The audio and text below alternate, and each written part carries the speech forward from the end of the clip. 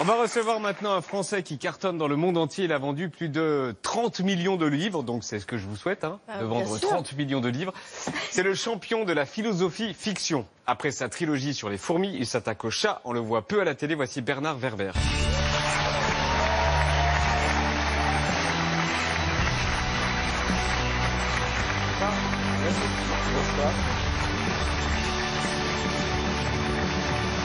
Bonsoir Bernard Werber, bienvenue, voici Sophie Aram, voici une partie de l'équipe. J'ai dit philosophie fiction, vous êtes d'accord? Oui. Okay. Oui, parce que la science-fiction, on croyait qu'on allait être sauvé par la science, et je crois qu'on va être sauvé par le changement de mentalité. Pas les philosophes, le changement de mentalité, et ça c'est la philosophie, c'est-à-dire la recherche de la sagesse. Bernard Werber, vous faites un truc super à la fin du livre, c'est que vous donnez les musiques que vous avez écoutées pendant l'écriture du livre. Donc il y a par exemple, il y a Bach, il y a la Callas, il y a Peter Gabriel, il y a ça.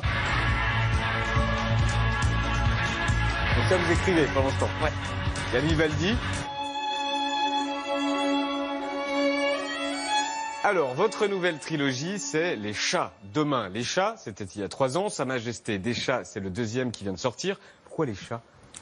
Parce que j'ai eu des chats et que j'ai l'impression qu'ils m'observaient. J'en ai eu 3. J'ai l'impression qu'ils m'observaient.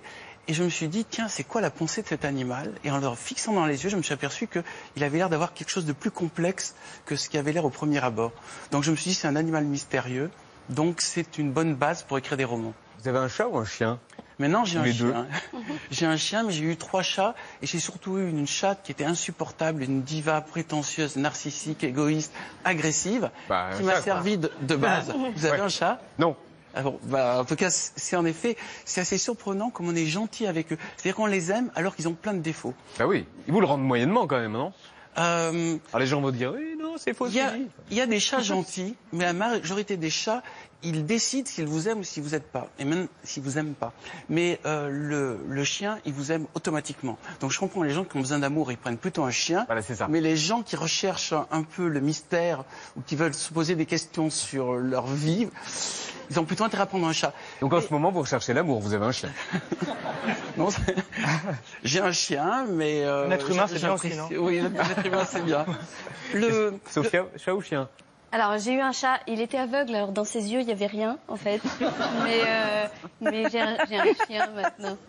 Vous avez un chien, donc vous cherchez, vous êtes... Voilà. Moi, j'étouffe, j'adore, et il y a eu plein d'amour, je suis trop fan. Ne me lancez pas sur le chien. Vous pensez que c'est parce que vous êtes seul? Je suis tellement... J'ai un mec génial, j'ai un fils génial, et j'ai un chien, une chienne.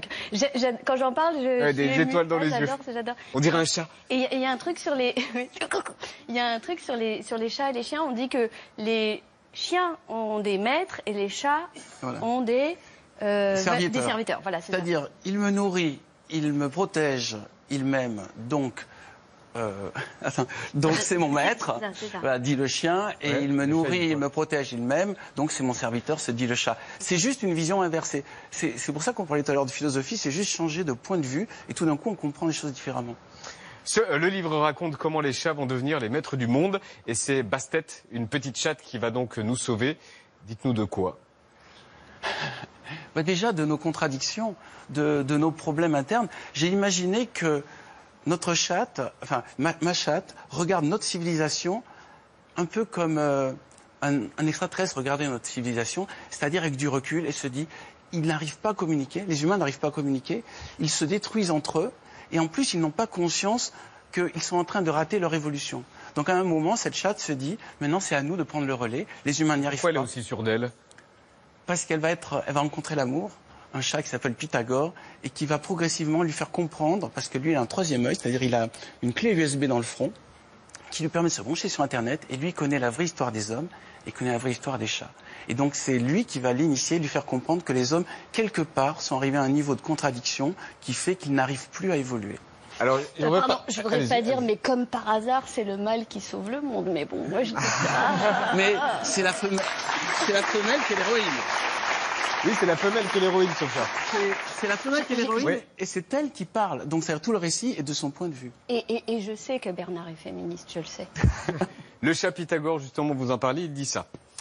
Tout être qui cache son anus peut raisonnablement être considéré comme suspect de vouloir dissimuler ses vrais sentiments. C'est une pensée de chat. C'est une pensée de chat. Ah bah oui. J'ai un copain qui pense ça aussi. Moi. Regardez les chats, ils montrent tout le temps leur anus. Les chiens? Non, les chats. Les chats, oui. Ouais, les chiens aussi, d'ailleurs. Certains chiens aussi. Et nous, si on montrait tout le temps notre anus? On serait moins hypocrite et on dissimulerait moins facilement nos sentiments. Venez, on essaye. Regarde, là, ils sont affligés, là, ils sont là. Bastet, elle a un projet, construire une nouvelle civilisation dont elle sera la reine, une civilisation portée par les chats et basée sur la communication entre toutes les espèces. Ouais. Vous y croyez? Je crois que la communication est la clé de tous les problèmes et c'était en utilisant ma chatte Bastet. De tous les problèmes ou de toutes des solutions? C'est-à-dire que le jour où on arrivera à communiquer réellement, même là, quand je communique avec vous, je suis sûr qu'entre ce que je dis et ce que vous comprenez, entre ce que vous me relancez, moi-même je comprends pas tout.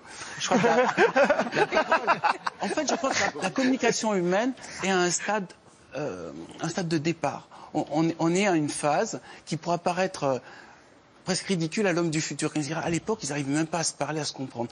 Mais il peut y avoir maintenant une autre manière de communiquer, celle qu'imagine mon héroïne Bastet, qui peut être une manière de se connecter directement à l'énergie de l'autre, sans passer par la parole, ni sans passer par les outils habituels. Et c'est ça que je recherche, c'est ça qu'elle recherche, une communication absolue. Pourtant, elle a une obsession, c'est d'apprendre à lire. Oui, parce que le livre, c'est l'objet de la puissance de la pensée. C'est-à-dire, dès le moment où l'humanité a inventé le livre, qui me semble la plus belle invention qui soit, on peut mourir, la pensée continue de vivre. Et elle se diffuse dans le temps et dans l'espace. Et c'est ça qu'elle comprend, que Bastet comprend. Elle se dit, maintenant, si on veut établir une civilisation de chats, il faut que nous, les chats, on arrive à lire et à écrire. C'est vous qui avez choisi le chat sur la couverture? On peut le voir, on le voit bien. Qu'elle n'a pas l'air commode. Hein. C'est un Maine Coon, c'est-à-dire c'est un chaton Maine Coon. C'est des chats qui peuvent atteindre 1,20 m de long et qui sont... 1,20 m? Oui, ça ressemble à des petits lions. Il y a eu d'ailleurs, à un moment, je crois, à Paris, il y a un Maine Coon qui circulait. Les gens ont cru qu'il y a un lion qui s'était échappé d'un cirque. C'est des chats qui se prennent pas pour de la merde. Ah bah oui, ça va. La plupart des chats, déjà, se la pètent. Mais celui-là, je trouvais, il avait vraiment l'air de... Comment on doit les observer? Comment on doit les observer, les chats? Comment on doit les observer? Ouais.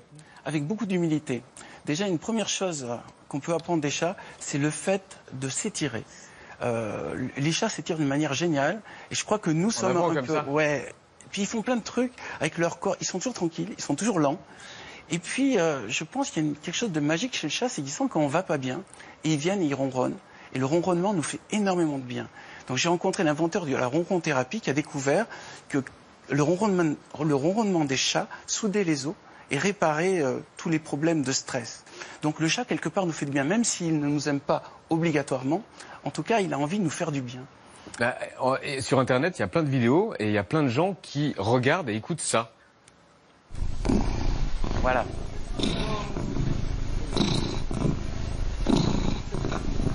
Donc ça fait du bien. Bah déjà, vous avez calmé l'assistante. Oui, déjà. Ils sont tous endormis. Oui, ça fait du bien. Et les gens qui ont des chats vivent plus longtemps que les gens qui n'ont pas d'animaux de compagnie. Les gens qui ont des chiens aussi vivent aussi longtemps. Mais je crois vraiment que quelqu'un qui a un chat est plus apaisé. Ça représente aussi la solitude. On dit bien à terminer avec ses chats, par exemple. Ça peut être triste aussi, pardon. Non, mais c'est vrai. T'aimes pas les animaux. Non, mais c'est vrai que ça peut être triste, c'est pas que... Mais elle n'a pas terminé avec ses chats. Elle n'a pas terminé seule, elle a terminé avec ses chats, donc il y avait une présence.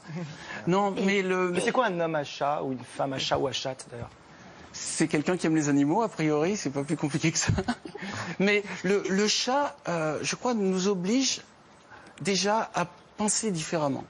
C'est-à-dire, dès le moment où on voit un animal qui cherche tout le temps le bon endroit pour se placer, qui est tout le temps à la recherche de son plaisir et qui, quelque part, est tout le temps en train d'observer tout ce qu'il y a autour, on est obligé de réfléchir différemment. Enfin, moi j'ai pris beaucoup de spiritualité, puisqu'on parlait de philosophie, en observant mon chat, qui pourtant n'était pas du tout sympa. Et les présidents ont toujours des chiens? Labrador. Ouais, en général, des labradors, enfin, en tout cas de couleur foncée, en général, ils adorent les exhiber. Pourquoi pas des chats présidentiels? Parce qu'ils aiment être aimés. Et d'ailleurs, regardez, les clochards... En général, c'est pour l'image qu'ils font ça. Pourquoi ils ne se montrent pas avec des chats? peut-être parce que l'image du chien est plus rassurante que l'image du chat. Mais regardez, je disais, les clochards n'ont pas... Il n'y a pas de clochards avec des chats. Il y a des clochards, on montrait le président, mais les clochards aussi ont leur chien. Mais il n'y a pas de chat avec de clochards, tout simplement parce que le chat, quand il voit que le patron est un loser, il se dit, je vais pas avoir de croquettes, il se casse. Ah ouais. Ça fait partie... En fait, c'est pas un amour inconditionnel. C'est un amour conditionnel. Il a besoin d'estimer son maître, sinon il s'en va. Vous allez écrire combien de livres sur les chats? Alors moi, je suis un peu à l'écoute de mes lecteurs. J'ai entendu parler d'une encyclopédie. Ah ouais. Non, c'est surtout, je pense, une trilogie. Et après, je vais voir si les lecteurs, ça les amuse de lire mes histoires de chats, si ça les amuse de voir un peu la fin du monde et l'avènement de la civilisation des chats. Donc je suis un peu curieux. Le livre sort aujourd'hui, donc je vais voir. Qu'est-ce que vous avez encore envie de savoir sur les chats? Qu'est-ce que j'ai envie de savoir? Vous savez, en fait, je parle des chats, mais je parle quand même beaucoup de l'homme. J'ai envie de comprendre qu'est-ce qui nous rend différents des autres animaux. Et à un moment, il y a une communication entre la servante du chat et le chat, et elle lui dit, vous les chats, il vous manquera toujours 3 choses: l'humour, l'art et l'amour. C'est 3 choses qu'ont pas les animaux, tout simplement parce qu'ils ne voient pas l'intérêt de l'avoir. Et je crois que c'est ce qui nous donne notre noblesse, c'est ce qui nous fait notre différence avec tout le monde animal, c'est que nous, on est capable de rire, on est capable de faire de l'art qui ne sert a priori à rien, et on est capable d'avoir des sentiments qui ne sont pas uniquement liés à la sexualité, et c'est ça qui fait qu'on est pour l'instant l'espèce dominante. Mais pour combien de temps? Sa Majesté les chats. C'est un roman, c'est Albin Michel. L'humour, l'art et l'amour. C'est ce qu'il y a dans le monde.